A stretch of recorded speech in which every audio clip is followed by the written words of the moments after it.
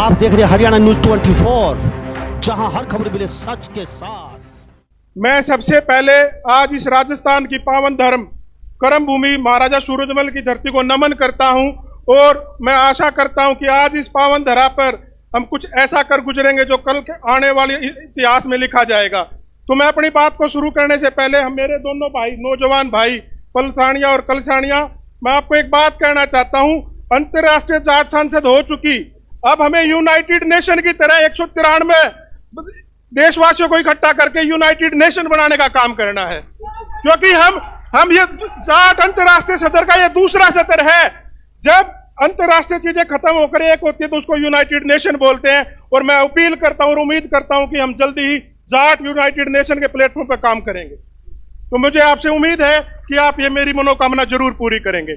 सबसे पहले मैं आज जो ये जाट संसद है, संसद में हमेशा बिल पेश किए जाते हैं और बिलों पर चर्चा की जाती है।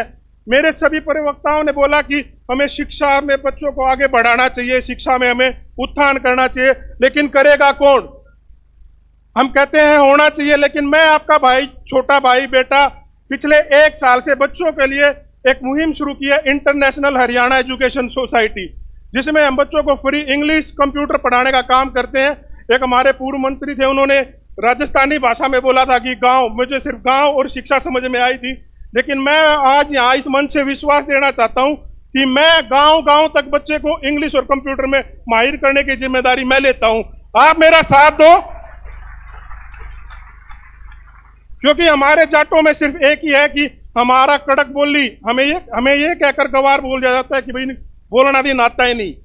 भाई वो हमारी बोलना नहीं, वो हमारी पहचान है, हमारी शान है, और हम अपनी शान पे गर्व महसूस करते हैं। मैं अगर इंग्लैंड में रहता हूं तो हम अपनी जाटू भाषा में बोलता हूं। अगर कोई हमारे माननीय चौटाला साहब भी पीछे भाई लंदन आए हुए थे, वीरेंद्र जी भी लंदन आते हैं, तो हम वहां जाटू में बात करते हैं, इंग्लिश में बात नहीं करते। तो जो भाई इस तरह शर्मिंदा महसूस करते हैं कि भाई अंग्रेजी नहीं आती, भाई मैं सिखाऊंगा, तुम आओ। कंप्यूटर नहीं आता, भाई हम सिखाओगे, आओ।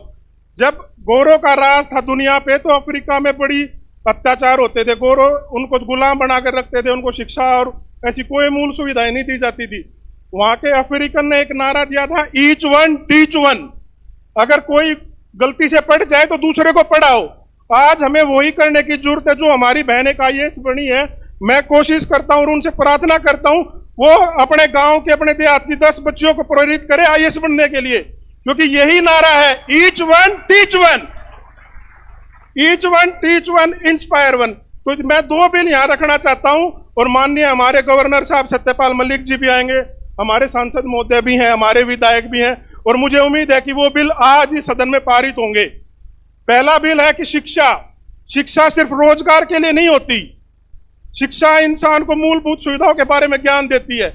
हम शिक्षा के पीछे भागते सिर्फ अच्छी नौकरी के लिए, अच्छे शहर में जाने के लिए, लेकिन वो शिक्षा नहीं है, वो हमारा लालच है। शिक्षा हमारे संस्कार, हमारी कम्युनिटी को इतिहास देखकर आगे निकलने की जरूरत है। इतिहास पे सब बात करते हैं लेकिन भविष्य पर कोई बात नहीं करता। मैं आज यहाँ इस मंच पर भविष्य की बातें करने आया हूँ। अपने जाट संस्थान के माध्यम से जाट कम्युनिटी को एक संदेश देना चाहता हूँ कि दुनिया आज 130 जाटों से यहाँ आई है, हम 130 देशों में आपका बाहे फैलाकर इंतजार करेंगे। आप आओ, आप घर से बाहर निकलो, हम आपके आदर सत्कार के लिए बाहे फैलाकर इंतजार करेंगे, क्योंकि जो मान सम्मान आज हमारे जाट भाइयों ने इस राजस्थान की पावन पर धरती पर दिया है, हम उनके आज कर्ज के तले डूब चुके हैं। अब ये हमारी बारी है कि कोई भी गांव, चाहे वो नागौर का है, चाहे वो हिसार का है, चाहे वो बागपत का है, चाहे वो राजस्थान का है, चाहे वो मोगा का है, चाहे वो जम्मू कश्मीर का है। अभी एक हमारे जम्मू कश्मीर के पूर्व विधायक ने बोला था कि जम्मू कश्मीर के जाटों की कोई मदद नहीं करता। मैं आज इस मंच से सूरजमल जी की प्रतिज्ञा लेकर जाता हूं कि मैं मदद करूंगा पढ़ाई के मामले में, शिक्षा के मामले में। आप आओ, आप बाहर आओ। फिर दूसरी बात आती है राजनीति की। मैं एक छोटी सी बात आपको कहना चाहता हूं। बड़ी नदी को देखने सब जाते हैं, बड़ी नदी को देखने सब जाते हैं, नहरों और छोटे नालों की कई गिनतियां नहीं होती। जब हमारा जाट समाज एक बड़ी नदी था, सब हमारे दर पर चलकर आते थे, लेकिन आज जाट समाज धर्म के नाम पर अलग अलग धाराओं में बह रहा है। अगर तुम्हें दोबारा विशाल नदी बननी है तो जो छोटी नहरें निकली है उनको बड़ी नहर में आकर मिलना होगा। जितना जल्दी मिल लोगे उतना जल्दी हमारी कौम की भलाई होगी। और उतना ही जल्दी हमारे राजनीतिक उद्देश्य और जो हमारे मकसद है वो पूरे होंगे। एक बात मैं और यहाँ मंच से कहना चाहता हूं कि ये जो आज आयोजन है, जो लोग इकट्ठे हुए हैं, एक हेनरी फोर्ड होते थे, अमेरिका के महान इंसान थे जिन्होंने फोर्ड ट्रैक्टर बनाया, तो मुझे उम्मीद है वो उसकी भी ना कहीं तो रूट जाटा इधर ही होंगी जो फोर्ड जैसा ट्रैक्टर बनाया। ठीक है, उन्होंने एक कहावत बोली थी, कमिंग टुगेदर इज बिगिनिंग। जब लोग मिलते हैं तो शुरुआत होती है, वो शुरुआत आज हो चुकी है। वो कहते हैं जब लोग मिलते हैं तो शुरुआत होती है। शुरुआत इन मेरे दो भाइयों ने कर दी है, शुरुआत इन दोनों भाइयों ने कर दी है। फिर कहते हैं एक साथ रहने से ताकत बढ़ती है। तो अब जो दूसरी कड़ी है हमें उस पर काम करना होगा। Staying together is a more powerful. अगर दूसरी पंक्ति पूरी हो जाएगी तो हम तीसरी पंक्ति पर पहुंचेंगे। जब लोग एक साथ काम करते हैं तो तरक्की मिलती है, और आज हमें तरक्की के लिए एकजुट होने की जरूरत है, ना कि हमें इन पार्टी और झंडियों के बीच में जाने की जरूरत है। भगत सिंह जब जेल में थे तो वो चिट्ठियां लिखा करते थे, उनकी सभी चीजें हमें आज भी मिलती हैं कि भाई भगत सिंह नास्तिक थे, वो थे। वो आप उस धर्म को दूर छोड़ो, को जो जिस चीज को मानता है हम उसका आदर और सम्मान करते हैं। लेकिन भगत सिंह ने अपनी उन चिट्ठियों में लिखा था कि जो ये लोग दर दर भटकते फिरते हैं, उन्होंने एक उदाहरण दिया था कि जो बंजारा कम्युनिटी होती है, जो गाड़े लवार होते हैं, वो एक गांव से दूसरे गांव में जाते हैं, उनको 2 टाइम की रोटी तो मिल जाती है, लेकिन कोई उनको उधार नहीं देता। तुम जहां हो वहीं रुके रहो, क्योंकि जहां तुम रुकते हो वहीं तुम्हारी पहचान बनती है। ये मैं सिर्फ राजनीतिक नेताओं के लिए बोलना चाहता हूं। अगर हम राजनीतिक हमें वे कुर्सी देंगे, गद्दी नहीं देंगे। अगर हम अपना घर छोड़कर कहीं दूसरे घर में जाते हैं, वो 2 दिन की रोटी दे सकता, परमानेंट हमें कभी नहीं रख सकता। तो भाइयों, मैं यहां सुनने आया था और मैं आप लोगों को आश्वासन देने आया था कि अगर कोई भी भाई पढ़ाई लिखाई में आना चाहता है, मैं आपके लिए सदैव तैयार हूं। आप एक बारी सिर्फ एक मैसेज छोड़ना और मैं आपके लिए सब शीश झुकाकर आपके समर्पित करूंगा।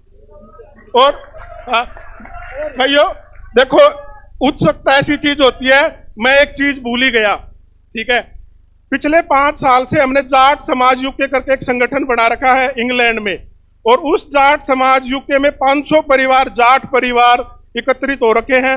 वो राजस्थान से भी हैं, हरियाणा से भी हैं, पंजाब से भी हैं, दिल्ली से भी हैं। और हम पिछले 5 साल से जाट मेला लंदन, जो एक हमारा वार्षिक बड़ा मेला होता है, आयोजन करते।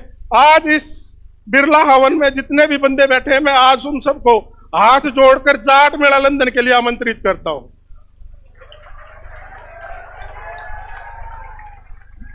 एक वो समय था जब हम 5 साल पहले, मैं 13 साल से इंग्लैंड रहता हूं, मैं अपनी बात बताने नहीं आया हूं, लेकिन मैं एक बात बताना चाहता हूं।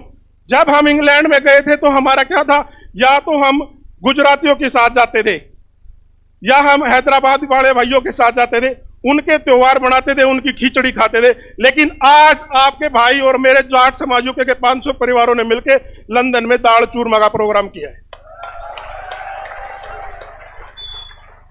ठीक है, और मैं आज इस मंच से पूरे मंच को और पूरे बिरला ऑडिटोरियम को जाट मेला लंदन के लिए आयोजित होने वाले में आमंत्रित करता हूं। और जो भाई इस मेले में नहीं आ सकते, वो अगले जाट मेले लंदन की तैयारी इब्बत शुरू कर दो। ठीक है, जाट समाज जिंदाबाद, जाट समाज। बहुत बहुत धन्यवाद पलसानिया और कलसानिया भाई। देखो, मेरे मन उम्मीद है कि अगला जाट यूनाइटेड नेशन जल्दी ही होगा। आप देख रहे हैं हरियाणा न्यूज 24, जहां हर खबर मिले सच के साथ।